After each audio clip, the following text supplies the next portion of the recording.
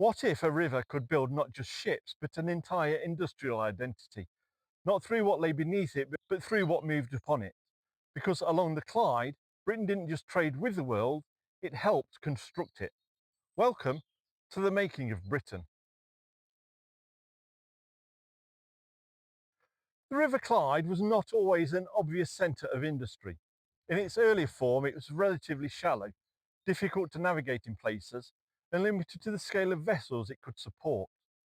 It did not begin as a natural deep water channel capable of sustaining global trade, and yet over time it became exactly that.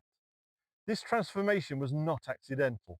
It was the result of sustained human intervention, dredging, engineering, and deliberate reshaping. The river was not simply used, it was changed to meet new demands.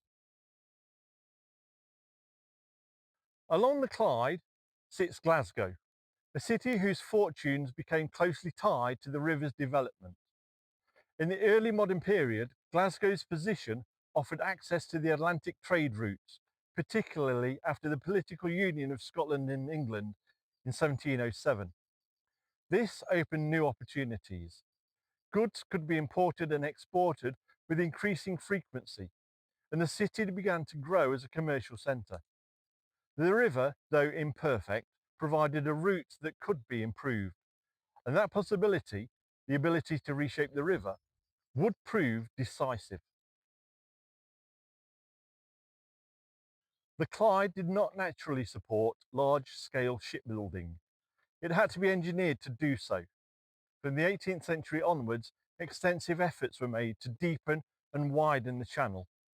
Sandbanks were removed, the river was straightened in places, and its depth increased to allow larger vessels to pass.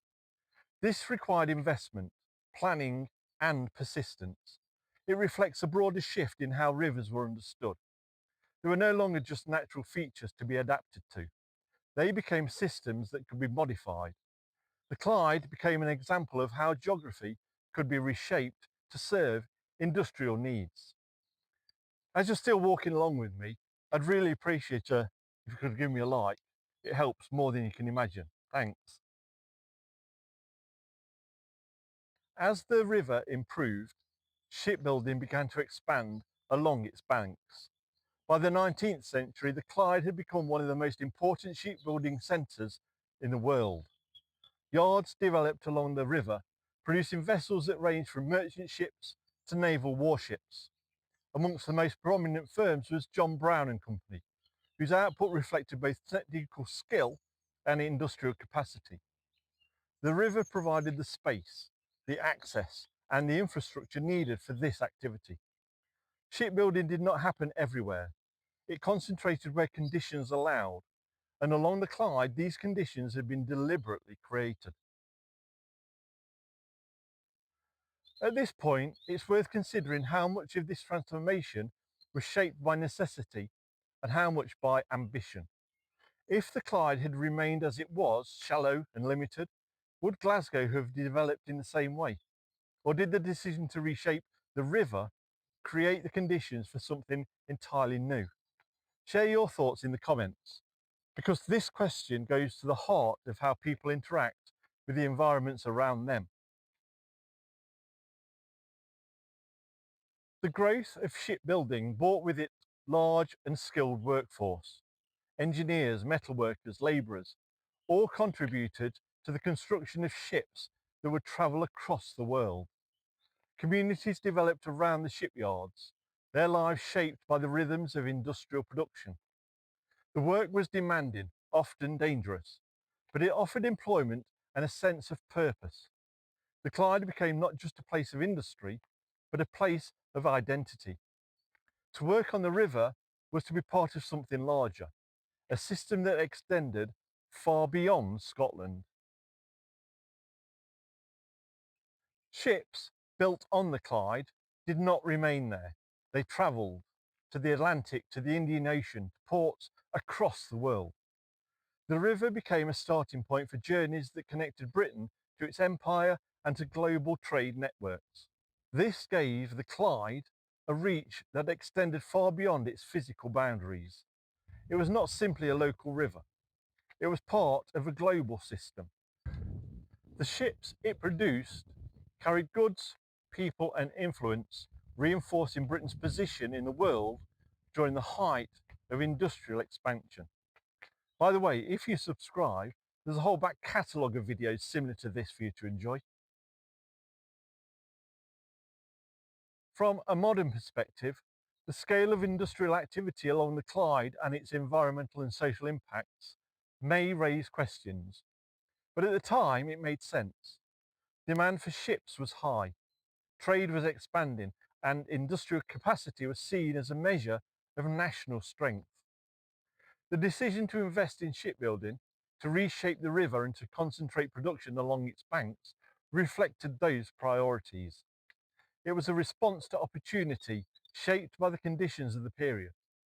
The Clyde became what it was because it aligned with what was needed. The 20th century brought significant change. Global competition increased, demand shifted, and the dominance of Clyde shipbuilding began to decline. Yards closed, employment fell, and the communities built around the industry faced uncertainty. The river, once central to global production, became less dominant. The transition was gradual, but its effects were profound. The identity of the region so closely tied to shipbuilding had to adapt. The river remained, but its role changed. Today, the Clyde is no longer the industrial powerhouse it once was, but its legacy endures.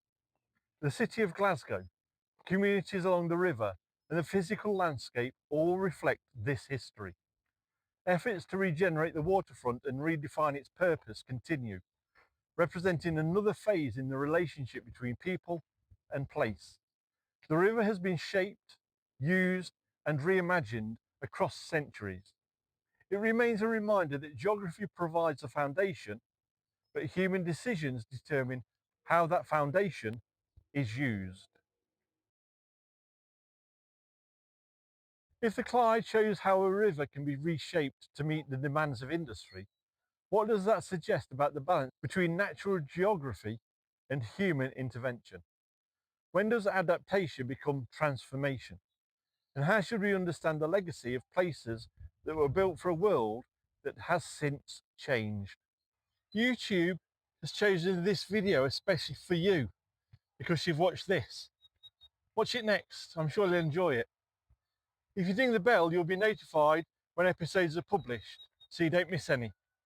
Thanks for walking a little further down the road that built Britain with me. I'll see you in the next one. Bye.